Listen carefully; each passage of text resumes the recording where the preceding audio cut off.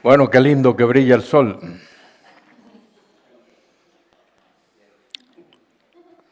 Sobre justos e injustos, dice la Escritura.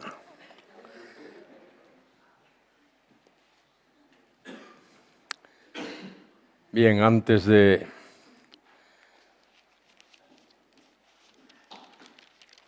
seguir con el tema, ¿alguien quiere saber por qué los cambios genéticos que mencioné? Pensé que eso todo el mundo lo sabía, por eso no dije nada. A veces uno asume lo que no debe asumir. Bien, antes del diluvio, el hombre era vegetariano.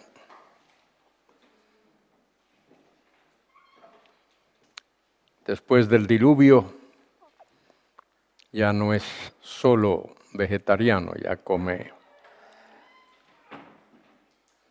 otras cosas, carne de animales, etc. Antes del diluvio, el clima de la tierra era uniforme. No había inviernos crueles.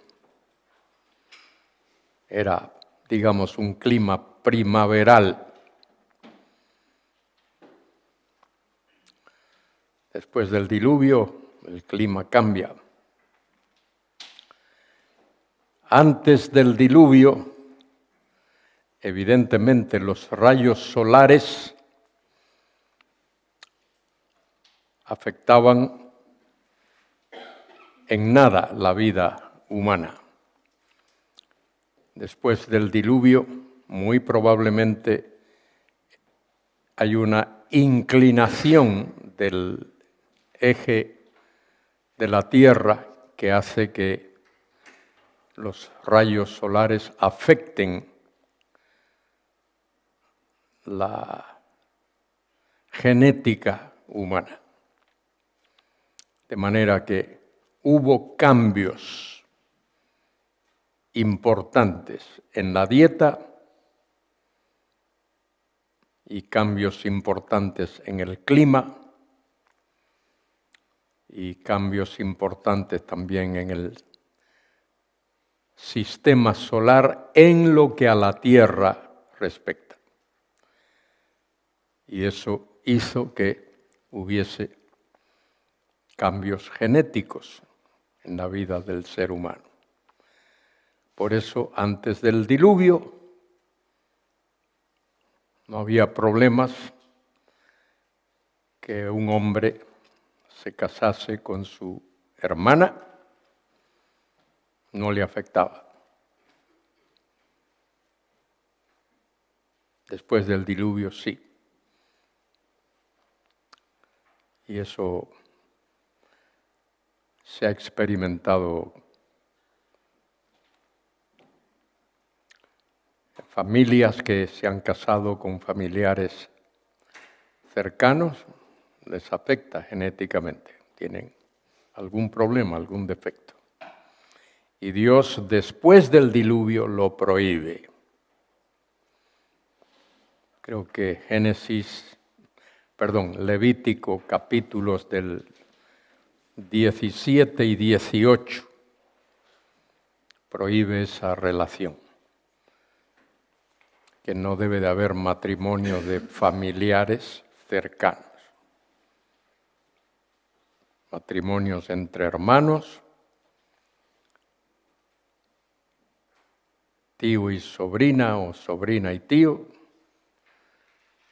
no debe de existir esa unión. Y si la hay, pues hay consecuencias en la vida de los niños que nacen. ¿Alguna duda al respecto?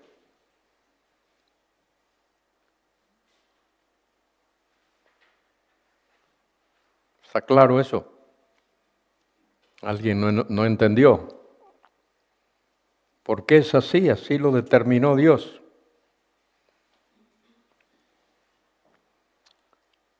si Dios lo manda hay que obedecerlo, debe de ser así.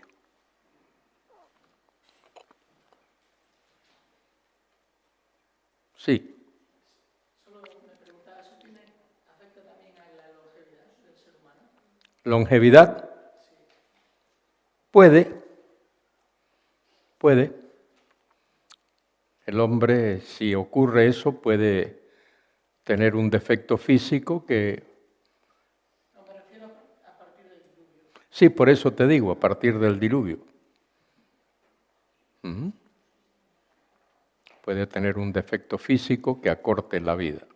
Eso ocurre después del diluvio. Sí. Incidiendo un poco a lo mejor en eso. Antes decías también esta mañana los días de la creación 5 de 24 horas. ¿Es así? ¿Podemos asegurar que los días, digamos, sus días eran como contarían las horas, no contarían las horas? No, es muy sencillo. Mira, Moisés, que es el que escribe eso, vivió en Egipto donde los días eran de 24 horas y los años, aunque no era un sistema, ellos no usaban la heliocentricidad, el sol como centro, sino las pirámides, los años egipcios eran de 365 días. Y dice la Escritura que Moisés estaba educado, entrenado en toda la sabiduría de los egipcios. Hechos 7:22. Y ese es el patrón para la semana después en Éxodo capítulo 20, cuando se establece el pacto mosaico, y Deuteronomio capítulo 6. Y no hay, la Biblia no habla, mira, una fórmula muy sencilla.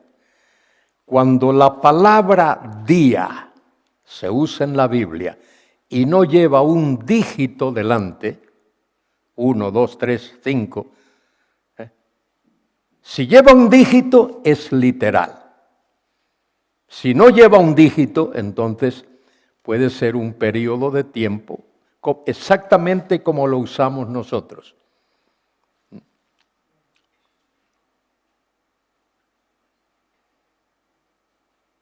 Cuando la Biblia dice los días de Noé, ahí días es un periodo de tiempo, fue 120 años.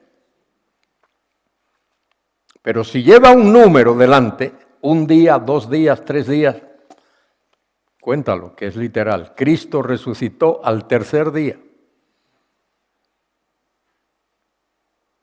En días de 24 horas.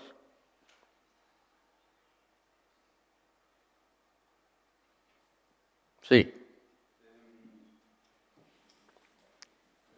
Hemos hablado que hasta igual el siglo primeros del siglo XX no se entendía el mundo sin un Dios, ¿no? Y a partir del siglo XX o casi XXI, Dios es irrelevante. Surge el movimiento del evolucionismo y de la teoría de las especies, ¿verdad? La pregunta mía es esta, porque estamos inmersos en una sociedad donde, como ya sabemos, se enseña, se pone en duda la palabra de Dios. En el proceso de conversión, cuando el Espíritu Santo y la palabra impulsa a una persona a arrepentirse y a abandonarse en las manos de Dios, ese cambio intelectual de entendimiento de acerca de la creación, lo que es el Génesis, ¿se produce rápido o es un proceso que va con el tiempo? Porque nos encontramos en las iglesias estas dudas, ¿no?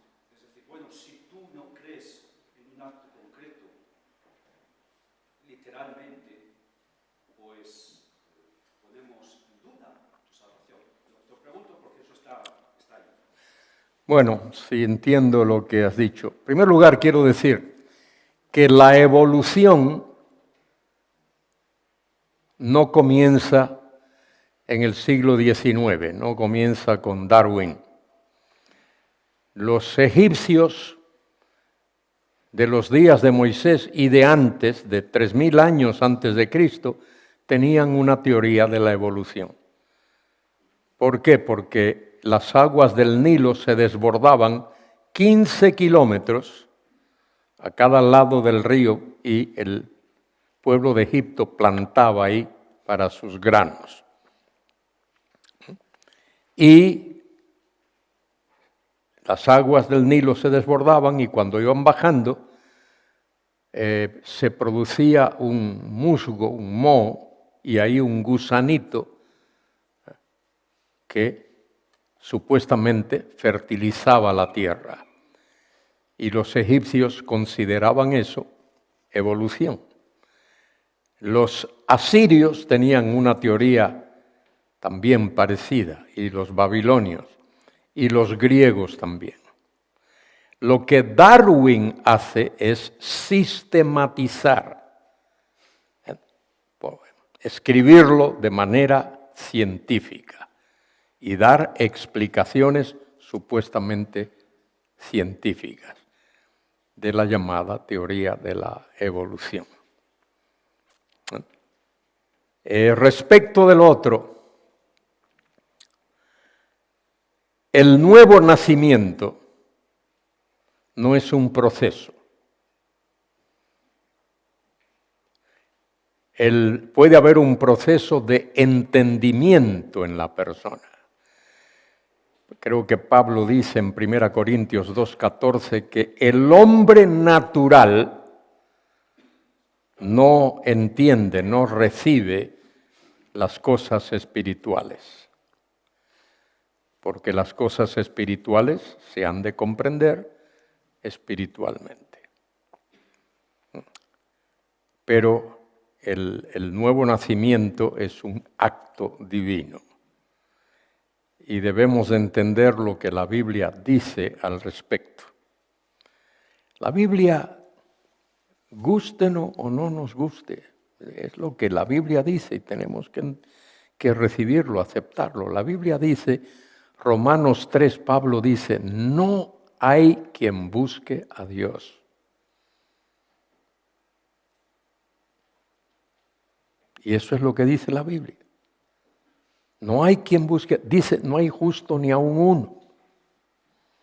No hay quien entienda. Todos a una se desviaron. No hay quien haga lo bueno. Y cuando la Biblia dice no hay quien haga lo bueno, no significa que no haya filántropos en el mundo.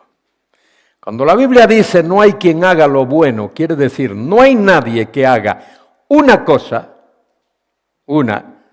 que sea lo suficientemente buena para ganarse el favor de Dios. Eso es lo que quiere decir la Biblia. Mira, el hombre tiene dos opciones. El hombre tiene dos opciones. Querer ir al cielo o intentar ir al cielo por su bondad, esa es una opción, o refugiarse en Jesucristo. Esas son las dos opciones. Muy bien, vamos a suponer que alguien opta por la primera opción. ¿Cuál era la primera opción? Ser bueno. Muy bien. Tú quieres ir al cielo por ser bueno. Este es el requisito. Tienes que ser tan bueno como Dios.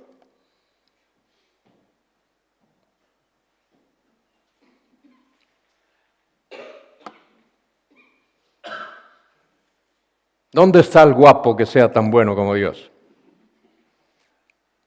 Entonces, si no puedes ser tan bueno como Dios, tienes que rechazar esa opción y acogerte a la segunda, que es poner tu fe en Cristo. Y no hay más. No hay otra opción. Mira lo que dice Juan 6:44.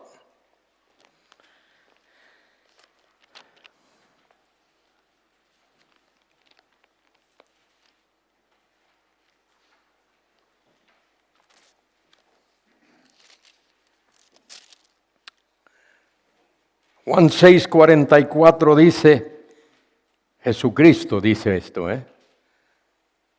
ninguno puede venir a mí, ninguno, cero.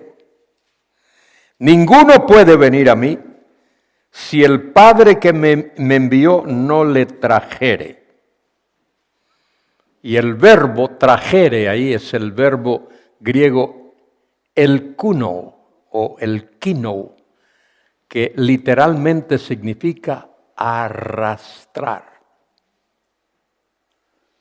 Para que tú vinieses a Cristo, Dios tuvo que arrastrarte. No te diste cuenta, pero Dios tuvo que hacerlo. Dios te arrastró. Si no, nunca hubieses venido a Cristo. ¿Por qué? Por lo que Pablo dice, citando un pasaje de Isaías, creo que es, Pablo dice, no hay quien busque a Dios. ¿Qué dice Lucas 19:10? Mire lo que dice, escuche lo que dice. Porque el Hijo del Hombre vino a buscar y a salvar lo que se había perdido. ¿Por qué es que el Hijo del Hombre vino a buscar y a salvar lo que se había perdido? ¿Por qué?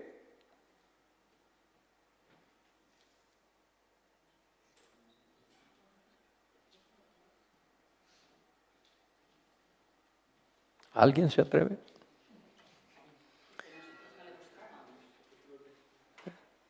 El Hijo del Hombre vino a buscar y a salvar lo que se había perdido.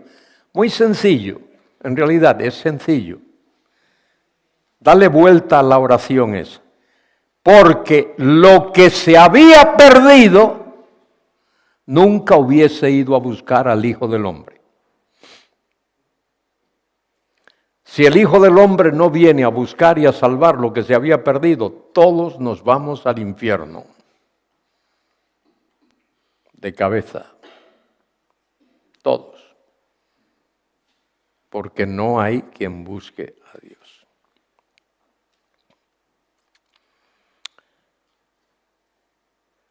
El arminianismo tuerce eso. El arminianismo pone al hombre como que el hombre busca a Dios. El hombre no busca a Dios. El arminiano dice, y esto lo puedes leer en cualquier libro de teología que explique esto, el arminiano dice que Dios miró a la distancia y que Él vio a la distancia que tú ibas a creer. Y porque Dios miró y vio que tú ibas a creer, entonces Él te escogió.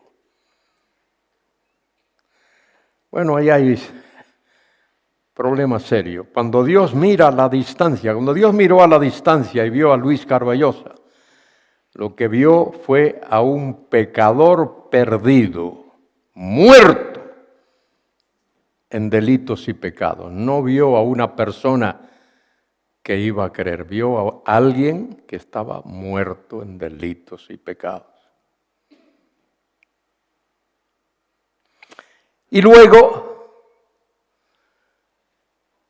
una mala lectura del pasaje clave de Romanos 8.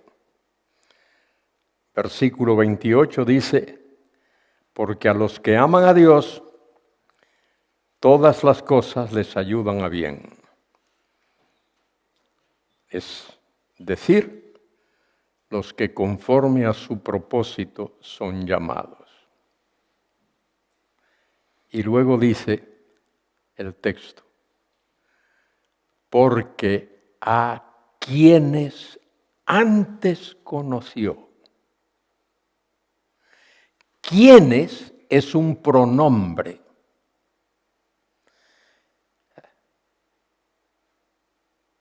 El pronombre sustituye al nombre en todas las gramáticas.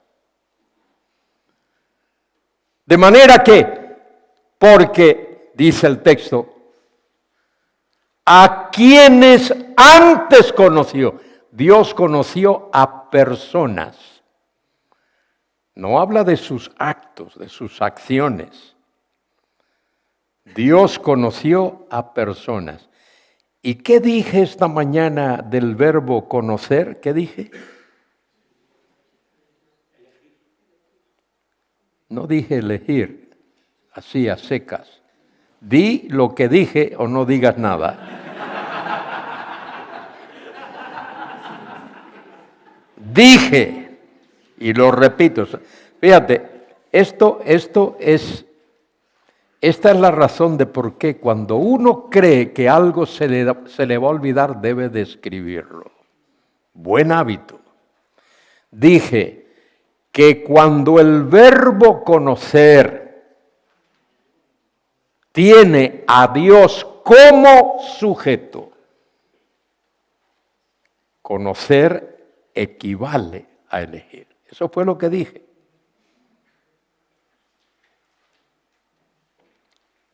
Todas las veces en la Biblia que se usa el verbo conocer y Dios es el sujeto de ese verbo, equivale a elegir. Porque a quienes antes conoció, y ahí Dios es el sujeto, a quienes antes eligió. A esos Dios los predestinó. Dios conoció de antemano, escogió de antemano, eligió de antemano. Y entonces Dios fijó el destino de esa persona. ¿Cuál es el destino de esa persona? Dios le dice a esa persona, mira, cuando acabe mi obra contigo, vas a ser semejante a Cristo. Eso es lo que predestinar es. Predestinar es fijar el destino de antemano. Predestinar. Y Dios fijó de antemano el destino de cada creyente. Que cuando Él termine su obra, ese creyente va a ser semejante a Cristo. Mire que la gente usa Romanos 8:28. Desde que conocí el Evangelio, escucho a creyentes usar Romanos 8:28. Porque a los que a Dios aman, todas las cosas les ayudan a bien. Y ahí se quedan. Y no explican. Piensa bien en ese versículo. Medítalo, reflexiónalo. Asimílalo. ¿Quiénes son los que aman a Dios? Los paganos aman a Dios. Uy, ¿cómo aman a Dios los paganos? Los inconversos aman a Dios. Mira que aman a Dios los inconversos. ¿Quiénes son los que aman a Dios? ¿Quiénes? Los creyentes. Simple ecuación. Porque a los que aman a Dios, igual a los creyentes. A esos, todas las cosas les ayudan a bien. Paréntesis ahí. Los que aman a Dios, todas las cosas les ayudan a bien. ¿Y quiénes son esos? Los que conforme a su propósito. Y la palabra propósito ahí es la palabra griega prognosis, que significa decreto. Los que conforme a su decreto son llamados.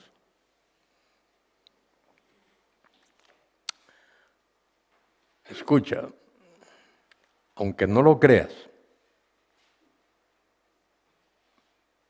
debes de creerlo porque está en la Biblia, pero aunque no lo creas, si Dios no te hubiese escogido, te vas al infierno. ¿Sabes por qué? porque tú nunca hubieses escogido a Dios. ¿Por qué te escoge Dios a ti? Porque tú nunca lo hubieses escogido a Él. Es así de claro.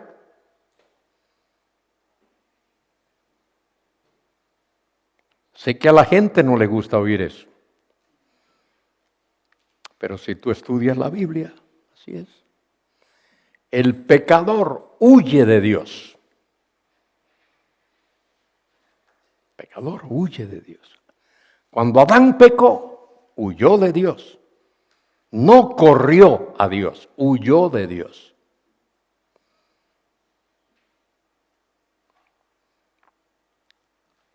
Por otro lado, Abraham, que era un pagano, Abraham, Dios lo escogió. Dios lo llamó de Ur de los Caldeos. Abraham no escogió a Dios, Dios escogió a Abraham. Y Dios escogió a Isaac, y Dios escogió a Jacob. A Jacob amé y a Esaú aborrecí. Dice allí Pablo en Romanos capítulo 9. Creo que es versículo 8, me parece. Y en Apocalipsis capítulo 9, cuando se llega a la mitad de la gran tribulación y hay acontecimientos terribles, y dice allí que la tercera parte de los habitantes de la tierra o algo así mueren. El hombre que ve todo eso, el ser humano que está viviendo en ese tiempo, ve eso y en lugar de acogerse a la misericordia de Dios, ¿qué hace? Blasfema contra Dios, maldice a Dios.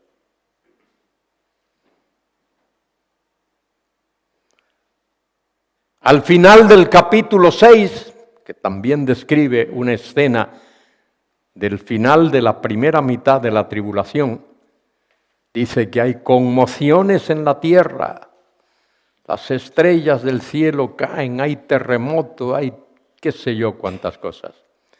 ¿Qué hacen los seres humanos? Acuden a las peñas y a las cuevas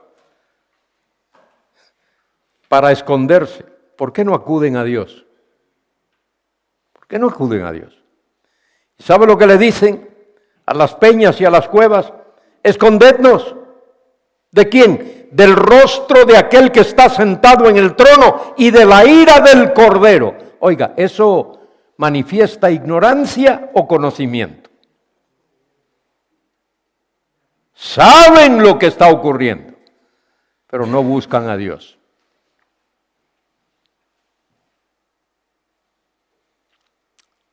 Quieren que las peñas y las cuevas los escondan del rostro del que está sentado en el trono y de la ira del Cordero. Y fíjese lo que dice Apocalipsis 6:17, porque el grande día de su ira ha llegado. Mire cómo sabe esa gente. Sabe que ha llegado el gran día de su ira y preguntan, ¿y quién podrá sostenerse en pie? No es así. Bien, no hay más preguntas.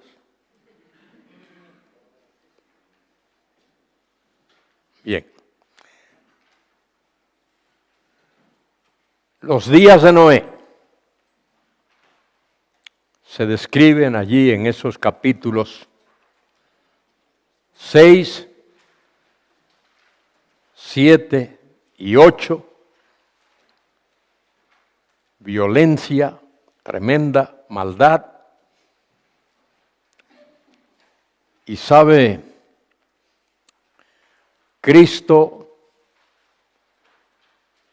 en Mateo 24 dice que así como fue en los días de Noé, así será en los días próximos a la segunda venida del Hijo del Hombre. En los días de Noé estaban comiendo y bebiendo, casándose y dándose en casamiento. Fíjese lo que el hombre es capaz de hacer. El hombre es capaz de usar cosas buenas con fines malvados. No hay nada malo con comer. Y no hay nada malo con beber, si uno lo hace como debe de hacerlo. No hay nada malo con casarse y darse en casamiento. Al contrario, Dios lo manda. Pero en los días de Noé, esos hijos de Dios, dice el texto claramente que vieron que las hijas de los hombres eran hermosas. Y solo por la hermosura de sus cuerpos las escogen, indiscriminadamente.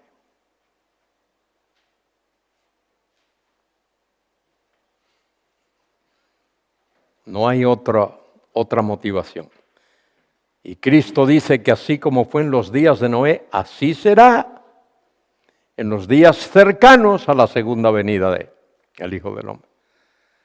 Y lo dice porque así como en los días de Noé estaban comiendo y bebiendo, casándose y dándose en casamiento, hasta, es esa conjunción ahí, hasta que vino el diluvio.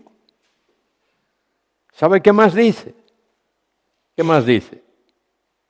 Hasta que vino el diluvio. ¿Qué más dice? Y se los llevó a todos. Así será cuando el Hijo del Hombre venga.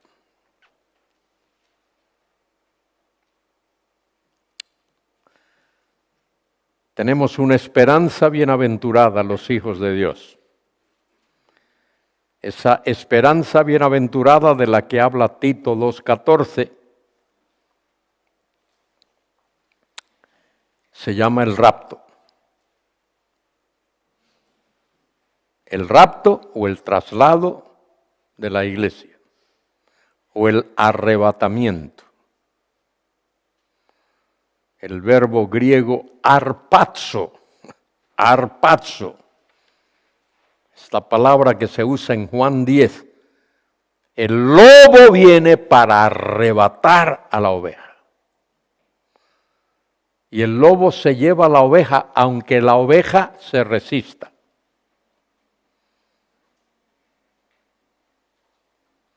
El lobo se la lleva. Es la palabra que Pablo utiliza en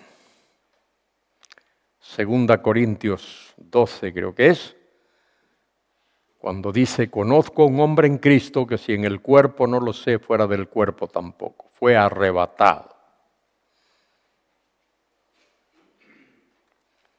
Y también habla de Felipe, el evangelista, diácono evangelista, que fue arrebatado después de que evangelizó al eunuco etíope. Bueno, a lo mejor por ahí, aquí en esta tarde, hay alguno que dice, yo no creo en el rapto.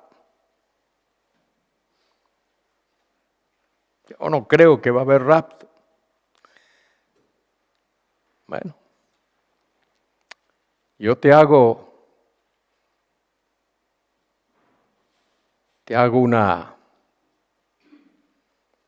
una proposición. Yo estuve enseñando y predicando esa cuestión del rapto. Vaya, no era mi tema de todos los sermones, pero cuando lo hacía, y lo hice por muchos años, pues trataba de exponer el pasaje. Pero mire, hace como 10 años me di cuenta de algo que no me había dado cuenta. Y mire que había hablado y leído este pasaje, no me había dado cuenta. Y un día leyendo el pasaje con detenimiento, digo, ¿cómo es posible que no me haya dado cuenta de esto? Allí en 1 Tesalonicenses 4,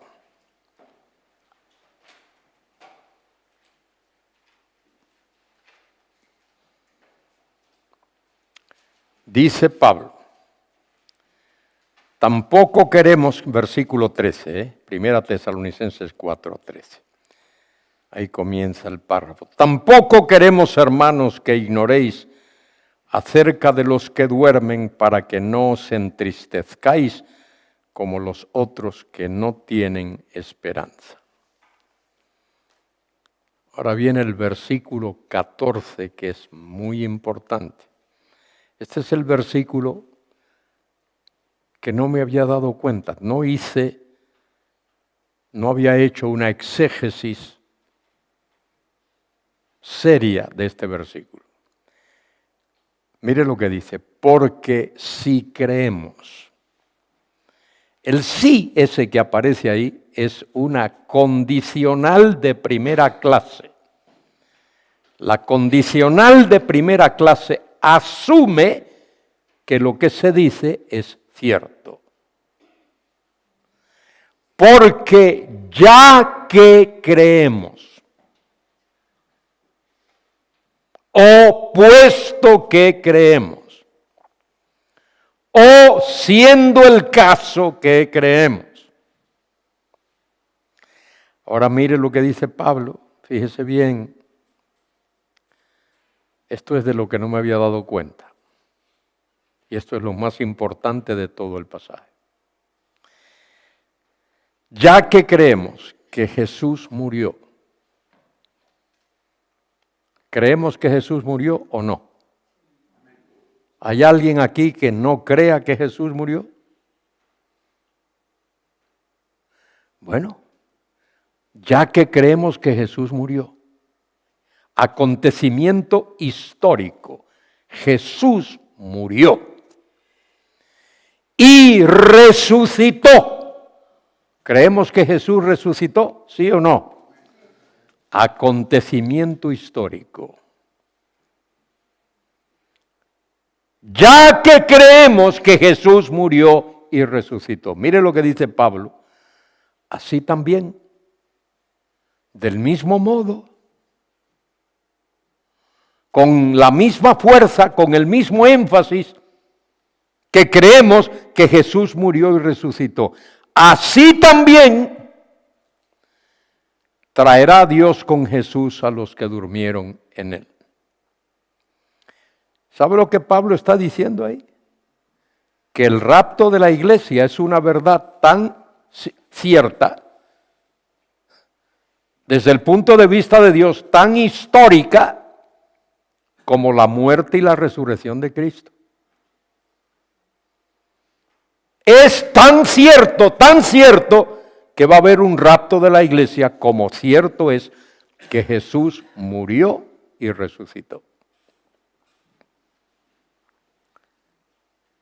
Y por años no me di cuenta de eso. Que la verdad del rapto de la iglesia está basada en la verdad de la muerte y la resurrección de Cristo. Por eso Pablo dice en el versículo 17, luego nosotros los que vivimos, los que hayamos quedado, seremos arrebatados. Y ese verbo, seremos arrebatados, es el verbo harpazo en el tiempo futuro del modo indicativo. Modo indicativo habla de realidad. Seremos arrebatados.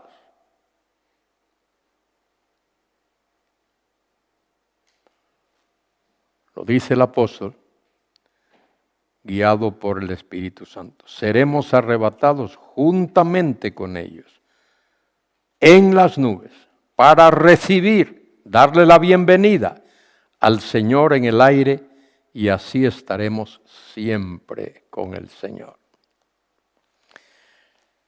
Entonces vienen los días de Noé.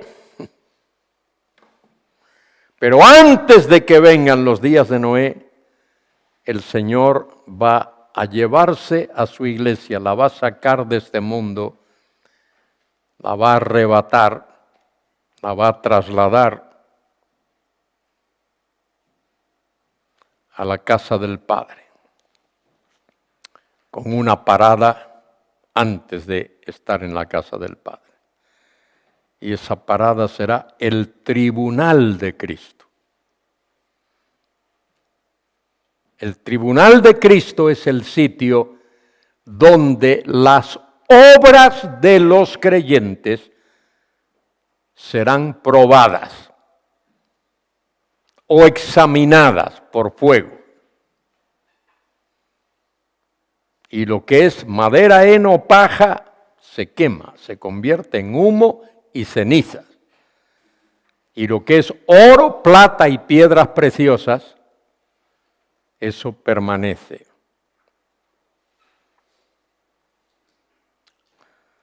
Y después del rapto de la iglesia,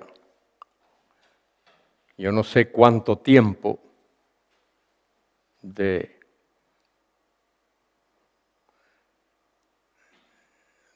transición va a haber ahí, pero va a haber un periodo de transición. Ese tiempo, después de ese periodo de transición, va a tener lugar la semana 70 de Daniel. La semana 70 de Daniel equivale a los 7 años de la gran tribulación. La gran tribulación, escúchame, porque a lo mejor tú vienes de un trasfondo que te han enseñado que la iglesia va a pasar por la gran tribulación. Los 7 años de la gran tribulación están decretados por Dios para, en primer lugar, la nación de Israel y en segundo lugar, para los gentiles que han rechazado el mensaje del Evangelio, no para la iglesia. Esto lo dice Juan en Apocalipsis 3:10. Apocalipsis 3:10 dice, a la iglesia en Filadelfia y a nosotros, porque dice ahí el que tenga oídos para oír, oiga lo que el Espíritu dice a las iglesias. Dice allí, por cuanto has guardado la palabra de mi paciencia, yo también te guardaré, escuche, de la hora de la prueba. Cuando tú oyes la palabra hora, ¿con qué lo relacionas? Venga.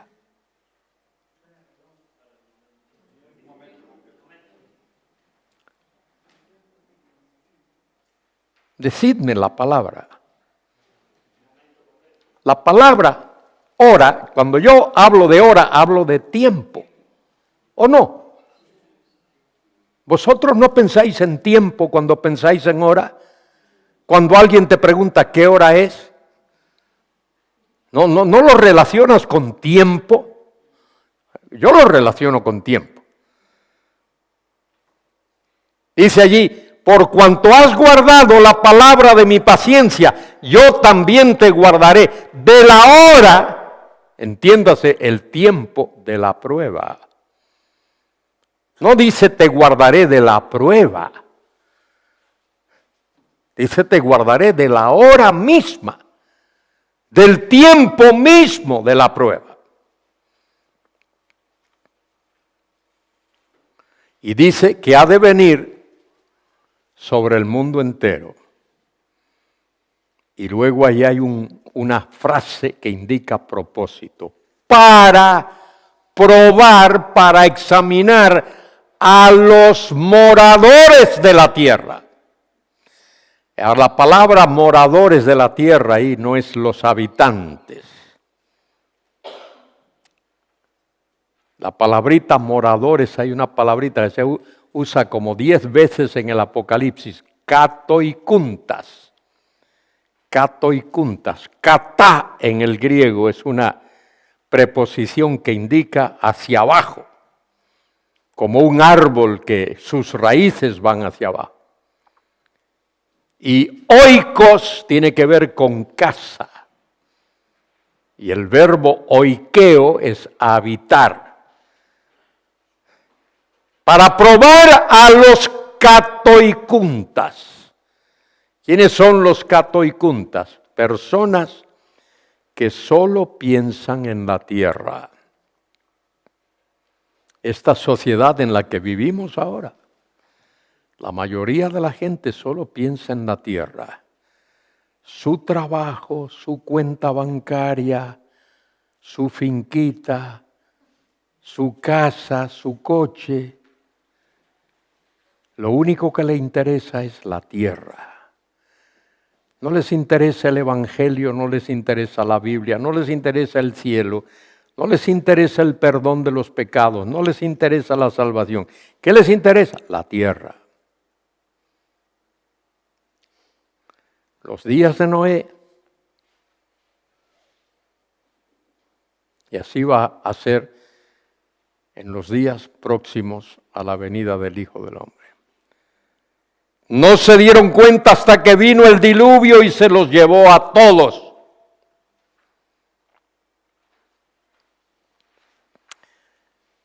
Y para reafirmar eso, Cristo dice, Mateo 24:35, dice, el cielo y la tierra pasarán, mas mis palabras no pasarán.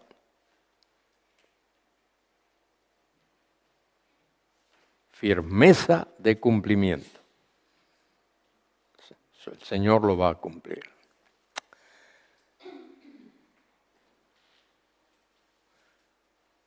Bien. A ver, yo no me acuerdo hasta qué hora debo. Se me olvida esto aquí. A ver. Hasta las 8:30. 8:30. Qué poquito tiempo. ¿Es correcto eso? 8:30. Muy bien. En el capítulo 10 del Génesis tenemos el registro de cómo se forman las naciones.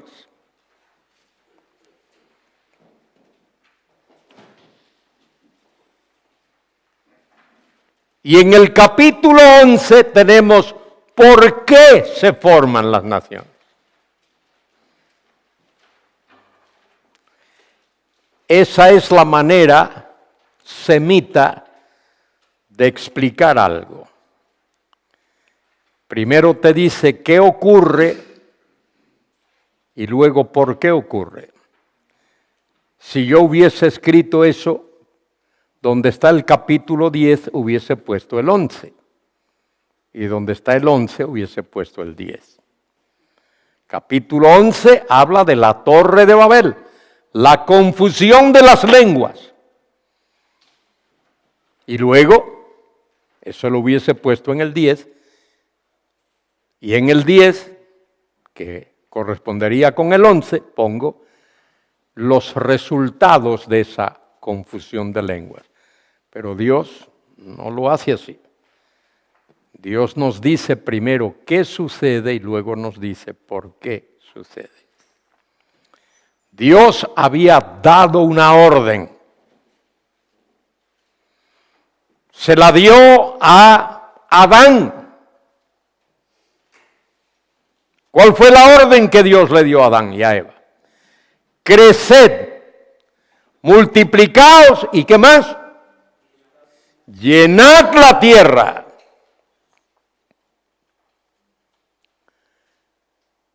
Y después del diluvio, cuando Dios hace el pacto con Noé, Dios le dice exactamente lo mismo a Noé y a los hijos de Noé.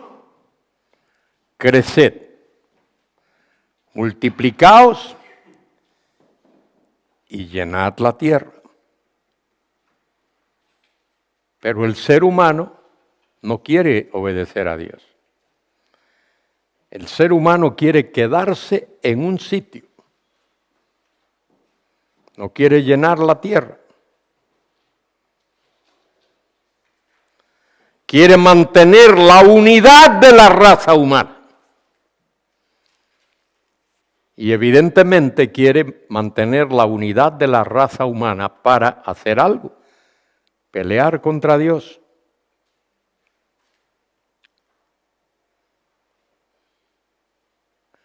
Porque esos,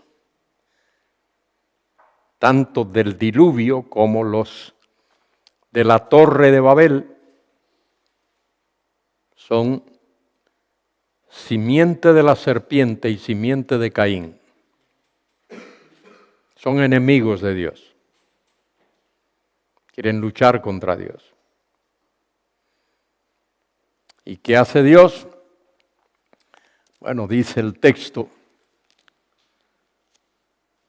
allí que Dios vio lo que estaban haciendo, versículo 6, y dijo Jehová, he aquí el pueblo es uno, y todos estos tienen un solo lenguaje, y han comenzado la obra, y nada les hará desistir ahora de lo que han pensado. Ahora pues descendamos. Y observe ese verbo, descendamos. Algunos entienden que eso es un plural de majestad. Yo creo que es más que eso. Yo creo que es un plural que habla de la pluralidad de Dios, de las personas divinas.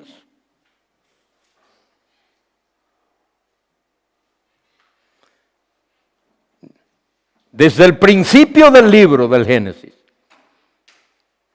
En el principio creó Dios, la palabra Dios ahí, Elohim, es una palabra plural, aunque se traduce Dios, se usa muchas veces esa palabra en el Antiguo Testamento. Y luego Dios dice, hagamos al hombre a nuestra imagen conforme a nuestra semejanza.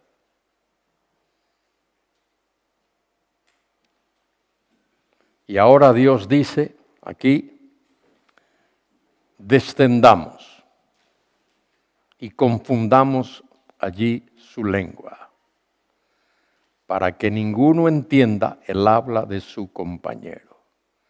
Así los esparció Jehová desde allí sobre la faz de toda la tierra y dejaron de edificar la ciudad. Por esto fue llamado el nombre de ella Babel. Babel significa confusión, porque allí confundió Jehová el lenguaje de toda la tierra. Y desde allí los esparció sobre la faz de toda la tierra.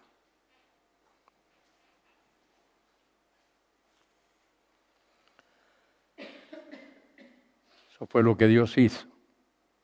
Juicio divino. Por la desobediencia humana. Y el juicio de Dios es seguro. Así como fue en los días de Noé, así será. Así será. Bueno, y ahí al final del capítulo 11, ahí ya comienza el texto a hablarnos de la descendencia de Abraham. El padre de Abraham, Taré, vivió 70 años y engendró a Abraham, a Nacor y a Harán. Y luego nos habla de las generaciones de Taré. Taré engendró a Abraham, a Nacor y a Harán. y Harán engendró a Lot.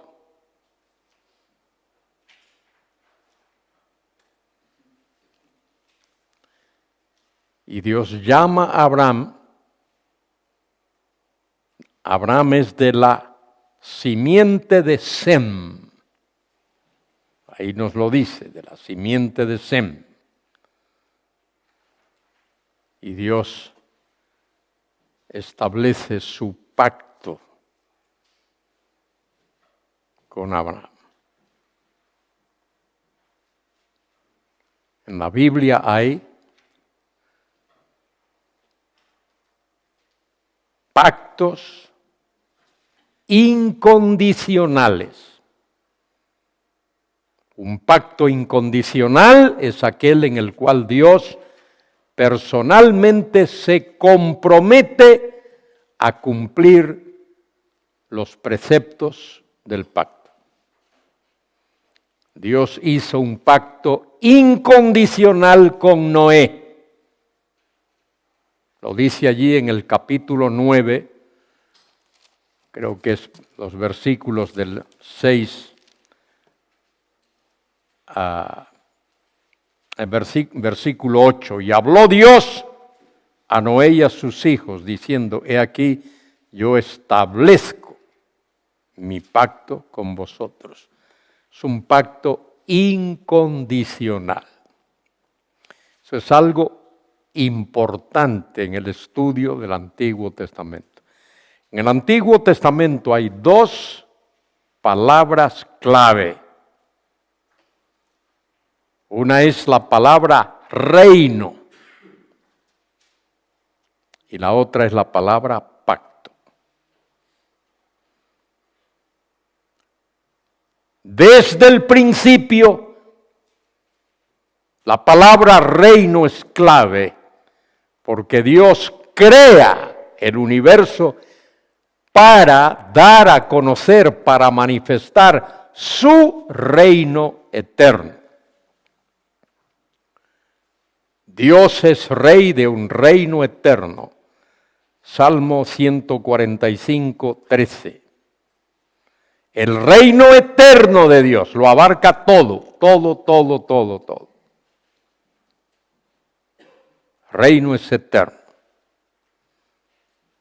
Pero luego Dios establece su reino, un reino teocrático. Un reino teocrático es un reino mediado. Dios tiene un mediador. El reino teocrático es un reino mediado. Dios reina a través de un mediador. El primer rey teocrático es Adán. Y luego Noé. Y luego Abraham.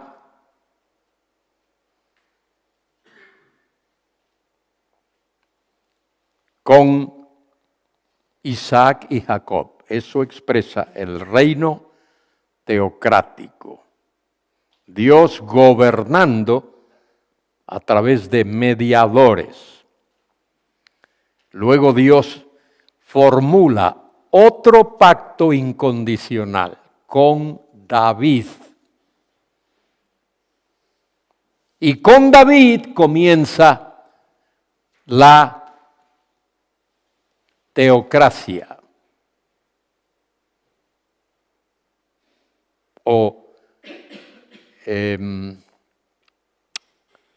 A ver cómo te explico. Con David comienza la monarquía, mejor. Con David comienza la monarquía. Dios escoge a David y a la descendencia de David hasta el cautiverio babilonio. Con el cautiverio babilonio se acaba la dinastía davídica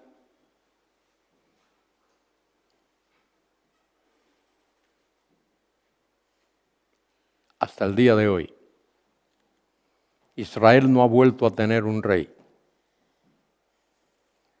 ¿O sí? ¿Ha vuelto a tener? No. Y no va a tener ninguno ¿hasta cuándo? Hasta que el Mesías venga. El mensaje de Gabriel, o de Dios a través de Gabriel a María, fue, primero, concebirás. ¿Concibió? Sí. ¿Darás a luz un hijo? ¿Dio a luz? Sí. ¿Este será grande? ¿Fue grande? Sí. ¿Será llamado Hijo del Altísimo? ¿Fue llamado? Sí. Eso se ha cumplido literalmente. Pero el resto del pasaje no.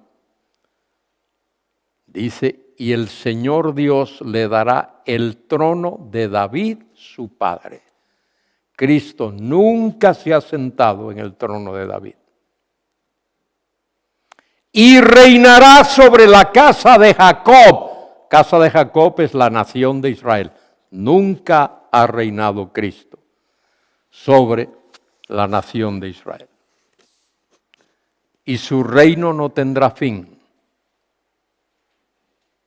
Porque Él va a reinar primero por 1000 años, y cuando los 1000 años se cumplan, Él va a seguir reinando por los siglos de los siglos. Seculum seculorum, por los siglos de los siglos.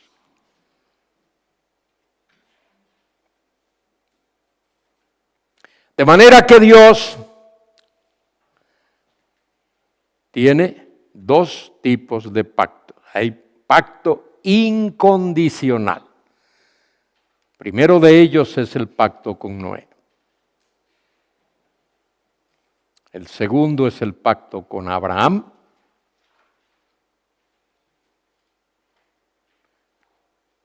El tercero, incondicional, es el pacto con David.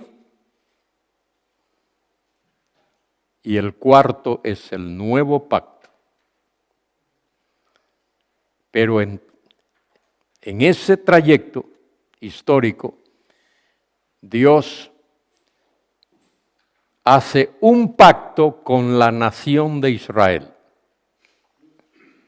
en el monte Sinaí. Ese pacto que Dios hizo con la nación de Israel en el monte Sinaí, ese es un pacto condicional. Pacto incondicional es aquel en el que solo Dios se compromete a cumplir. Pacto condicional es aquel en que las dos partes tienen que cumplir ciertas cosas. Israel dijo, Éxodo 24, 7 y 8, todo lo que Jehová ha dicho, esto haremos. Pero Israel no lo hizo. Israel transgredió su parte del pacto. Y por eso Dios los disciplinó. Y están en disciplina hasta el día de hoy. Y cuando Dios envió al Mesías, la nación rechazó al Mesías y dijo, no queremos que éste reine sobre nosotros. Bien, ¿entendéis la diferencia entre pacto incondicional y pacto condicional? ¿Alguien no entiende eso? Pregunto, ¿hay alguien que no entienda? Vale, doy por sentado que todos entienden. Porque ahora voy a hacer otra diferencia. Hay una diferencia, esto hoy día es importante porque hay personas, teólogos y otros que no son teólogos, que no creen que va a haber un reino de Cristo en la tierra. A esos, ellos mismos se dan el nombre de amilenaristas. La A que aparece ahí es una A privativa, que significa no o sin. Amilenarista significa no milenio, no reino terrenal de Cristo. Bien, los amilenaristas no aceptan que haya pacto o pactos incondicionales. Ellos creen que todos los pactos son condicionales. Pero hay otra diferencia que ellos hacen. Ellos hacen esta diferencia. Hay pactos teológicos y hay pactos bíblicos.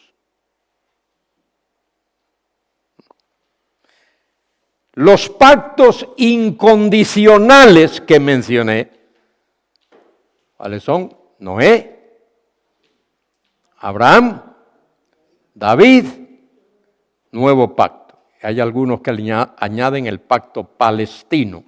Yo incluyo el pacto palestino en el pacto abrahámico. Esos pactos son pactos bíblicos. ¿Por qué son pactos bíblicos? Porque la Biblia los llama pacto. Dice allí, en aquel día hizo Dios pacto con Noé y con sus hijos. Luego, en aquel día Dios hizo pacto con Abraham. Y en 2 de Samuel 7, Dios hizo pacto con David. Y en Jeremías 31 Dios dice, haré un nuevo pacto. De manera que son pactos bíblicos porque la Biblia llama a esos tratados pactos. Los pactos teológicos, a eso no se les llama pacto. Son deducciones. Esos teólogos que mencioné deducen que en la eternidad Dios hizo con Adán un pacto de obras. Dios le dijo a Adán, aquí estás, aquí está el huerto para que lo labres, para que lo cuides, tal. Pero la Biblia no dice que Dios hizo un pacto con Adán. Después de la entrada del pecado, dicen los amilenaristas que Dios hizo con padre e hijo, hicieron un pacto de gracia. Pacto de la gracia. De manera que hay el pacto de obras, el pacto de gracia, y luego con el ser humano, pacto de redención. Dios hizo un pacto de redención. Pero la Biblia no dice que hubo un pacto de obras, que hubo un pacto de gracia o que hubo un pacto de redención. La Biblia no llama a eso pactos. Los teólogos pueden deducir eso y está bien que lo hagan, porque para eso existe una ciencia que se llama la teología. Uno puede deducir eso, pero no le puede llamar pacto bíblico. Los pactos bíblicos son esos que he mencionado. Los 4 pactos incondicionales y el pacto condicional, que es el pacto con Israel a través de Moisés.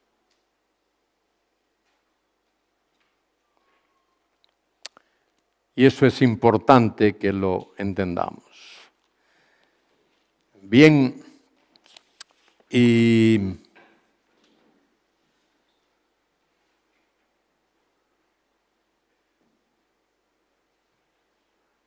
En el pacto abrahámico hay un acto soberano de Dios por el cual Dios llama a Abraham, Dios elige, Dios escoge a Abraham. ¿Cómo lo hace Dios? Por medio de su elección soberana. Dios no tiene que pedir permiso. El pacto de Dios con Abraham, ese pacto incondicional, está allí establecido en el capítulo 15 del Génesis, versículo 18. Lo dice claramente. En aquel día hizo Jehová un pacto con Abraham. No dice allí, en aquel día Jehová y Abraham hicieron pacto. No lo dice. Dice, en aquel día hizo Jehová pacto con Abraham, diciendo, a tu descendencia daré esta tierra, desde el río de Egipto, no el Nilo, otro río que se llama río de Egipto, hasta el gran río grande, el río Éufrates. La tierra de los ceneos, ceneceos, cadmoneos, eteos, fereceos, refaitas, amorreos, cananeos, gergeseos y jebuseos. En el pacto abrámico hay dos cosas principales, o tres, vamos a decir tres. Dios promete darle a Abraham una simiente, una descendencia. Abraham no tenía hijos. Y Dios le dice a Abraham, te voy a dar un hijo. Esa es la primera cosa. Y ese hijo que te voy a dar será el hijo de la promesa y te lo voy a dar a través de Sara, no a través de otra mujer. Y Dios le dio a Abraham ese hijo, Isaac. Isaac era el unigénito de Sara. Sara no tuvo otro hijo. ¿Cuántos tuvo Abraham? ¿Cuántos hijos? ¿Cuántos? No habéis comido bien porque no escucho nada, o estoy yo. ¿Cuántos hijos tuvo Abraham? 2, dice alguien. Que yo sepa, tuvo 8 hijos. Hubo a Ismael con la egipcia, tuvo a Isaac con Sara y luego con Cétura tuvo 6. Hay que leer el capítulo 25 de Génesis, ahí lo dice. Ese capítulo 25 de Génesis, oiga bien, siempre ha estado ahí. Desde que estoy leyendo Génesis, nunca he leído el libro de Génesis que no esté ese capítulo. Pero Isaac era el hijo de la promesa. De manera que el pacto con Abraham tiene que ver con el hijo de la promesa y tiene que ver con la tierra. La tierra esa que llamamos tierra de Canaán o tierra de Palestina, no es eso, es la tierra de Israel. Es la tierra que Dios le dio a la simiente de Abraham a través de Isaac y de Jacob. Y la tercera cosa que incluye el pacto abrahámico es que la simiente de Abraham sería de bendición a todas las naciones de la tierra. Por eso es que Mateo comienza con esta frase, libro de la genealogía de Jesucristo, hijo de David, el reino, hijo de Abraham, bendición a todas las naciones de la tierra.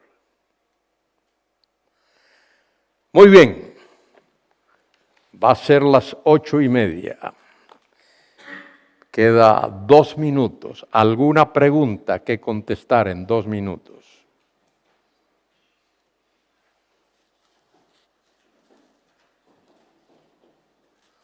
Muy bien, terminamos aquí entonces. Por favor, después no hay preguntas, ya lo sabéis.